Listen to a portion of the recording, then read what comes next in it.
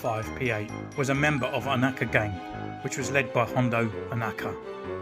Decades later, during the First Order Resistance War, Hondo Onaka once again gained possession of the droid, who worked as his assistant on Onaka Transport Solutions in the Black Spire outpost on Batuu.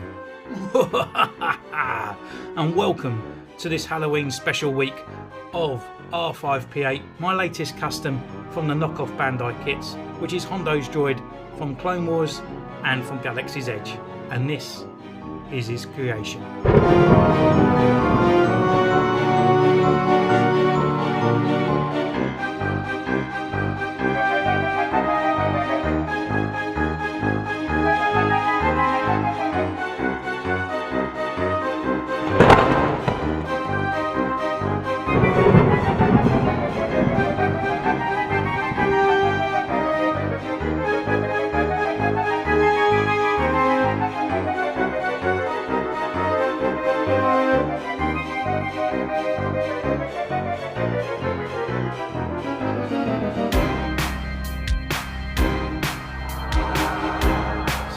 Here he is, R5P8, who kind of looks a bit like a pumpkin. So I thought this week I'll make a little Halloween kind of special, because Star Wars Halloween doesn't really mix.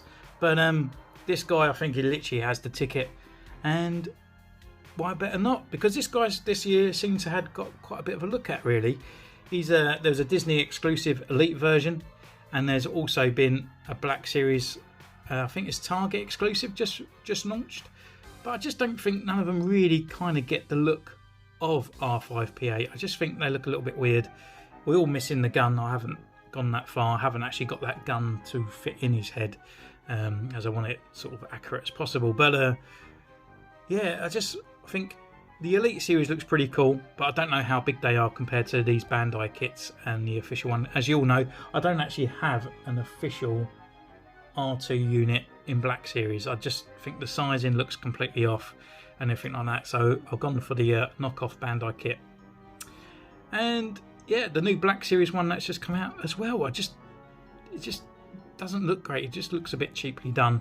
So I thought, yeah, this week, here we go, I'm gonna completely make the custom, which I thought it's actually come out quite well. I've not done any kind of rusting effects at all, but all I used was a sponge and just dampened it on the side with a little bit of kind of like a sort of like a sunburnt orange, and other areas just darkened it up. The smile, I just drew it on originally and then just painted over the top, and then with my gel pen that I'd done the wolf details the other day, just filling in the white, and everything else was just painted prior and beforehand. And yeah, I'm really kind of glad how he's turned out. So you've got all the oil all down the bottom on the sides. You know, we've got the movement in the legs, as we do with any of these official kind of ones. This one actually, his head does move, which is pretty cool.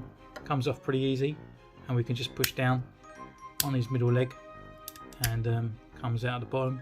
And actually, I must admit, this is probably the first time I've had a knockoff Bandai kit, and it actually fitted and done quite well, to be honest. Most of it all kind of connected really good, because normally sometimes it comes out. The only thing is, when I was kind of putting these bits in, my fat got in the way and I snapped the aerial. So this is actually a painted toothpick at the top there. But just around the back and all the details. And what I was using for reference was, well, I tried looking on Clone Wars actually to get a reference kind of thing from him, but there's hardly any pictures on Google. And when I was looking through Wikipedia to look at the actual which ones he appeared in, I couldn't even see him in it. I weren't watching the whole episode religiously. I just kind of zooming along on Disney Plus on my phone. But yeah, he must have been just literally in the background, and I completely miss it. But you guys will probably tell me, go, no, he's like sticking out like a sore thumb. But just as a quick sort of flyers, try and look for him, I just couldn't see him. So I just used the reference pictures that I just show up on the side here from the actual Galaxy's Edge, just to make him as real and good looking as possible. So yeah, now he is, and now I've got Hondo just to bring him in on the side, just to bring him in with his droid, and it just makes another dynamic duo on the shelf, looking pretty cool. So anyway, thank you for joining me on this one. Please like the videos, and if you are a big fan and you're watching as kind of, I hate looking at the amalgamations and stuff of things, but yeah, the people that watch the videos rather than subscribe is considerably a lot higher. So if you could knock a subscribe on there, you don't have to do the notification, but if you do, it's a bonus. And thank you so much for joining along if you are new to the channel. So you can follow me on Instagram as well, which you can DM me at any times if you've got any sort of things you want to show me, or if you want to sort of just get some hints and tips. I'm always there and always welcome it. So thank you so much for joining me, and take care, and have a happy Halloween, and I'll see you next time. Bye.